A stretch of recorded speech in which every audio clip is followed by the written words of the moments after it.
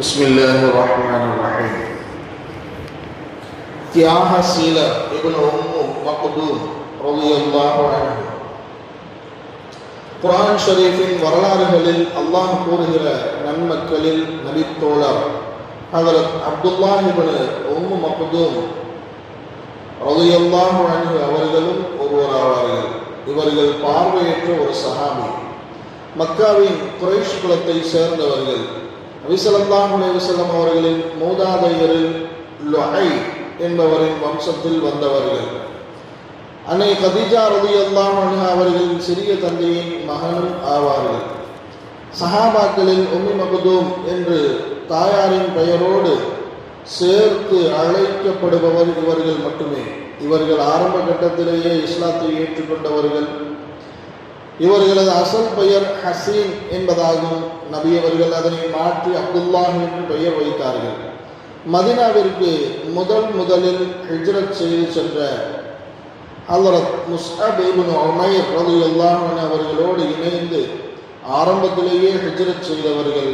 குர்ஆனுடைய வசனங்கள் இறங்கினால் உடனே நபி அவர்களிடம் வந்து அதை கற்று மனனம் செய்து கொள்வார்கள். கொஞ்சம் கூட நேரங்களை வீணாக்காமல் பிறருக்கு குர்ஆனை கற்றுக் கொடுப்பவர்களாக இருந்தார்கள். மேலும் இவர்கள் சிறப்பான முறையில் பாங்கு சொல்பவர்களாக இருந்தார்கள். ஹஜ்ரத் பிலால் ரலியல்லாஹு அன்ஹு அவர்கள் பாங்கு சொன்னால் அந்த தொழுகைக்கு இவர்கள் இகாமத் சொல்வார்கள். இவர்கள் பாங்கு சொன்னால் அந்த தொழுகைக்கு பிலால் ரலியல்லாஹு அன்ஹு அவர்கள் இகாமத் சொல்வார்கள். எனினும் அதிகமான நேரங்களில் இவர்களே பாங்கு சொல்லி வந்துள்ளார்கள். இதனால் முஅத்தினுர் ரசூல், ரசூலுல்லாஹின் முஅத்தின் என்னும் சிறப்பு பெயரை பெற்றார்கள். இவர்களது புறப்பார்வையைத்தான் அல்லாஹ் எடுத்து விட்டானே ஒழிய அகப்பார்வையை அல்லாஹ் பிரகாசமாக்கி வைத்திருந்தார். இவர்கள் சம்பந்தமாக 10 ஆயத்துகளை அல்லாஹ் இறக்கி வைத்துள்ளான். ஒரு நாள் நபிகள் நாயகம் ரசூலுல்லாஹி ஸல்லல்லாஹு அலைஹி வஸல்லம் அவர்கள் மக்காவின் உயர்குலத்தை சார்ந்த வசதி படைத்த மக்களில் பலரை ஒன்று கூட்டி அவர்களுக்கு இஸ்லாத்தை எடுத்து கூறிக்கொண்டிருந்தார்கள். அது சமயம் நபி அவர்களிடம் குர்ஆன் வசனங்கள் சம்பந்தமாக ஏதாவது கற்று தெரிந்து கொள்ளலாம் என்ற ஆசையில் அங்கு வந்தார்கள். அப்துல்லாஹ் இப்னு உம்மு மக்தூம் ரலியல்லாஹு அன்ஹு அவர்கள் வந்தவர்கள் நபி அவர்களிடம் அல்லாஹ் தங்களுக்கு கற்றுத்தந்ததை எனக்கு கற்றுத்தாருங்கள் அல்லாஹ்வின் தூதரே என்று கேட்டுக்கொண்டார்கள். நபி ஸல்லல்லாஹு அலைஹி வஸல்லம் அவர்கள் இப்போதுதான் மிகுந்த சிரமத்திற்கு மத்தியில் அந்த குறைஷி மக்களை ஒன்று கூட்டியிருந்தார்கள். அவர்கள் இஸ்லாத்திற்கு வருவதில் மிகுந்த தேட்டம் உள்ளவர்களாக இருந்தார்கள். இதை விட்டுவிட்டால் அவர்களை ஒன்று கூட்டி இஸ்லாத்தை பற்றி சொல்வதற்கு வேறு சிறந்த சந்தர்ப்பம் வாய்க்காது என்று கருதினார்கள். இப்படியான ஒரு நேரத்தில் அப்துல்லாஹ் இப்னு உம்மு மக்தூம் ரலியல்லாஹு அன்ஹு அவர்கள் குறுக்கிட்டதால் இந்த நேரத்தில் இவர் வந்திருக்க வேண்டாமே என்பது போல சிறிது சங்கடப்பட்டார்கள். எனவே அவர்கள் கண்டுகொள்ளவில்லை. உடனே அல்லாஹ் பின்வரும் வசனங்களை இறக்கிவிட்டார். அபஸ வ தவல்லா, அவர் கடுகெடுத்தார், மேலும் முகத்தை திருப்பிக் கொண்டார். அன்ஜாஅஹுல் அஅமா, அவரிடம் அந்த அந்தகர் கண் தெரியாதவர் வந்தபோது வமா யுத்ரிக லஅல்லஹு யஸக்கா, நபியே உம்மிடம் வந்த அவர் தூய்மையாகிவிடக் கூடும் என்பதை நீர் அறிவீரா? அம்மா மன் இஸ்தக்னா, உபதேசத்தின் தேவையை எவன் அலட்சியம் செய்கிறானோ ஃபஅந்தலஹு தஷத்தா, நீர் அவன் பாலே முன்னோக்குகின்றீர். வமா அலைக அல்லா யஸக்கா, ஆயினும் இஸ்லாத்தை ஏற்று அவன் தூய்மை அடையாமல் போனால் உன் மீது அதனால் குற்றமில்லை. வஅம்மா மன் ஜாஅக யஸ்ஆ, ஆனால் எவர் உன்னிடம் விரைந்து வந்தாரோ வஹுவ யக்ஷா, அல்லாஹ்வுக்கு அஞ்சியவராக ஃபஅன்த அன்ஹு தலஹா, அவரை விட்டும் பாராமுகமாய் இருக்கின்றீர் என்று நபி அவர்களின் அச்செயலை அல்லாஹ் கண்டித்தார்.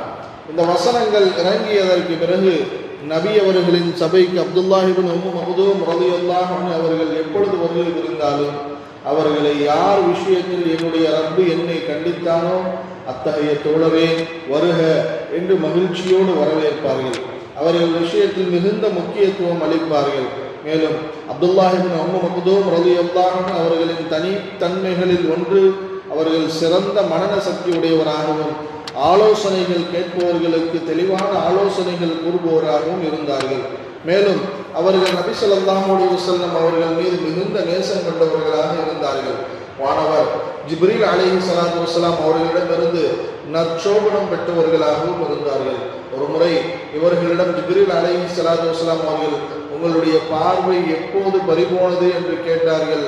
அதற்கு அவர்கள், சிறு வயதில் பறிபோனது என்றார்கள். உடனே ஜிப்ரீல் அலைஹிஸ்ஸலாம் அவர்கள், அல்லாஹ் ஒரு மனிதனுக்கு கண்ணியமானதை பார்வையை போக்கிவிட்டால் அதற்கு பகரமாக நிச்சயமாக அவருக்கு சொர்க்கத்தை பரிசாக கொடுத்து விட்டான் என்று சுபச்சோபனம் சொன்னார்கள். திருக்குர்ஆனின் சூரத்து நிசா இறங்கிய போது அதனை நபி அவர்கள் கூற ஸைத் இப்னு சாபித் ரலியல்லாஹு அன்ஹு அவர்கள் எழுத்தாக அதை பதிவு செய்து கொண்டிருந்தார்கள்.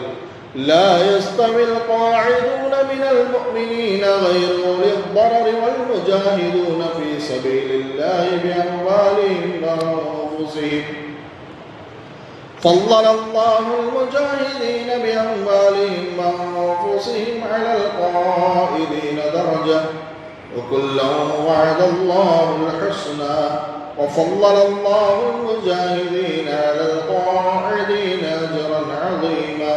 ஈமான் கொண்டவர்களில் நோய், பலகீனம், முதுமை, பார்வை இழத்தல் போன்ற எந்த காரணமும் இன்றி வீட்டில் உட்கார்ந்து இருப்பவர்களும் தங்களுடைய சொத்துக்களையும் தங்களுடைய உயிர்களையும் அர்ப்பணித்தவர்களாக அல்லாஹ்வின் பாதையில் போர் புரிபவர்களும் சமமாக மாட்டார்கள்.